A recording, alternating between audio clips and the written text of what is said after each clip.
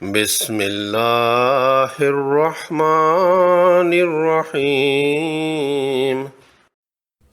حضرت عبداللہ بن عمر رضی اللہ تعالی عنہما بیان کرتے ہیں کہ حضور نبی اکرم صلی اللہ علیہ وآلہ وسلم نے فرمایا، قیامت کے روز روزہ اور قرآن دونوں بندہ کے لیے شفاعت کریں گے۔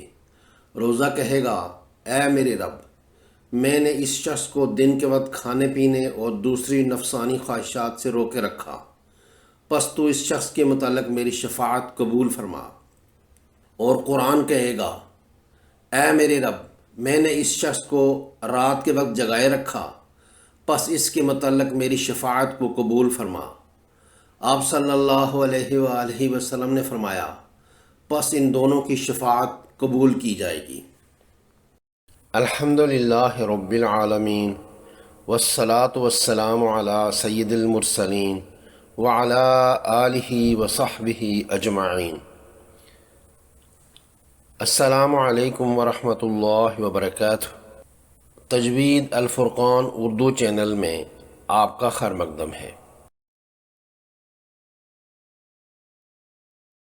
قرآن حکیم کی تلاوت کے آداب و احکامات کا جاننا ہر مسلمان کے لیے ضروری ہے۔ تجوید الفرقان کے اس سبق میں ہم انشاءاللہ تعالی انہی احکامات کے بارے میں جانیں گے۔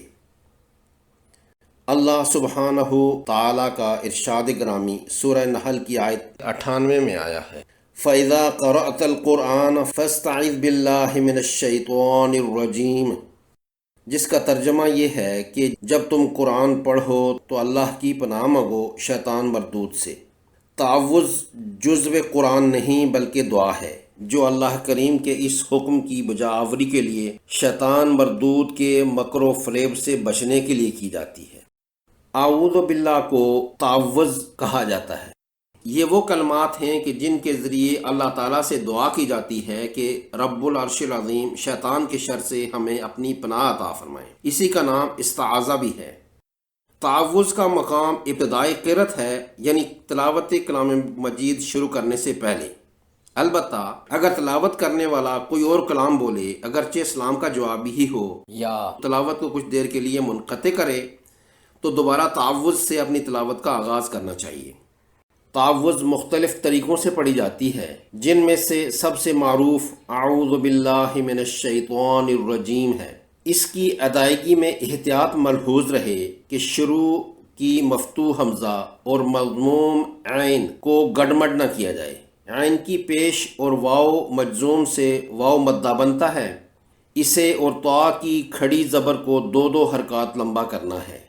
طا کو تا نہ پڑھا جائے، اسے موٹا پڑھا جائے کہ یہ حرف مستعلیہ ہے۔ تعوذ ہی کی دوسری صورت یہ ہے کہ اللہ تعالیٰ کے مبارک نام کے ساتھ سمیع اور علیم کے صفاتی نام بھی لیے جائیں۔ اعوذ باللہ السمیع العلیم من الشیطان الرجیم۔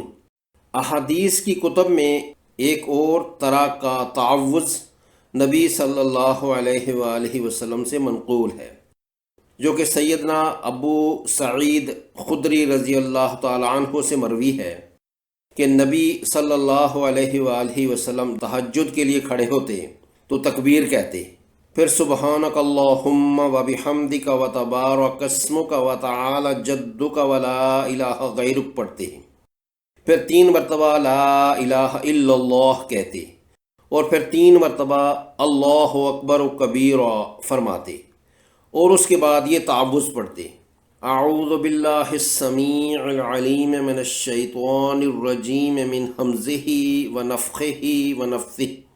اس کے بعد تلاوت شروع کرتے۔ تسمیہ بسم اللہ الرحمن الرحیم کو تسمیہ کہا جاتا ہے۔ یہاں با کے نیچے زیر ہے، اسے باریک پڑھنا ہے۔ بسم اللہ، بسم اللہ نہیں۔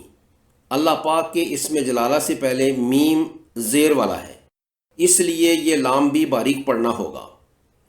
آگے 2 ہا حلوے والی ہیں، درمیان حلق سے ادا کرنی ہیں تاکہ گول ہاتھ سے فرق کیا جا سکے۔ تلاوت کی ابتدا مختلف طریقوں سے کی جا سکتی ہے۔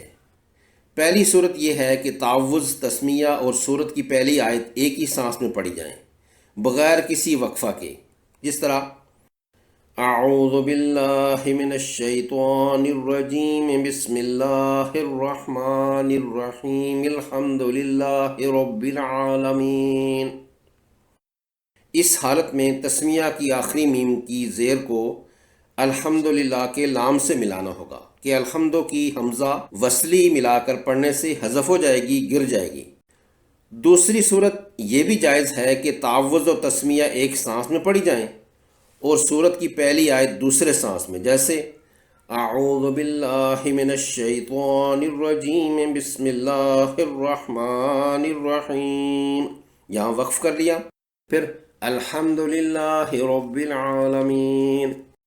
تیسری صورت یہ اختیار کی جا سکتی ہے کہ تعوذ کو پہلی سانس میں ادا کیے جائے اور دوسرے سانس میں تسمیہ اور سورت کو ملا کر پڑھا جائے، جس طرح اعوذ باللہ من الشیطان الرجیم بسم اللہ الرحمن الرحیم الحمد للہ رب العالمین۔ ایک اور صورت یہ ہو سکتی ہے کہ سب کو الگ الگ سانس میں پڑھا جائے، تینوں کو الگ الگ سانس میں پڑھا جائے، جس طرح اعوذ باللہ من الشیطان الرجیم، وقف کر لیا، بسم اللہ الرحمن الرحیم، پھر وقف کر لیا، الحمد للہ رب العالمین۔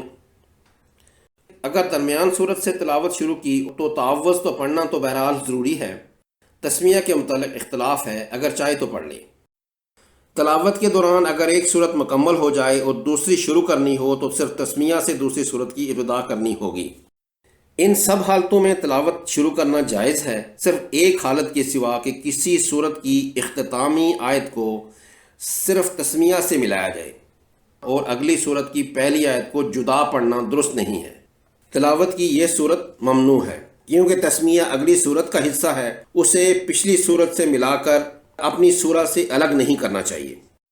قرآن حکیم کی 114 صورتوں میں سے واحد سورہ توبہ ایسی ہے کہ جس کے شروع میں بسم اللہ نہیں ہے، اس لیے اس صورت کی تلاوت کے شروع کے احکامات تھوڑے مختلف ہیں۔ اگر تلاوت کی ابتدا ہی اسی صورت کی پہلی آیت سے ہو رہی ہو تو فقط تعوذ ہی پڑھی جائے گی اور پہلی آیت کی تلاوت شروع کر دیں گے، جیسے اعوذ باللہ من الشیطان الرجیم براءۃ من اللہ ورسولہ۔ اگر سورہ انفال کی آخری آیت کو سورہ توبہ کی پہلی آیت سے ملا کر پڑھنا ہو تو علیم براءۃ من اللہ ورسولہ پڑھیں گے۔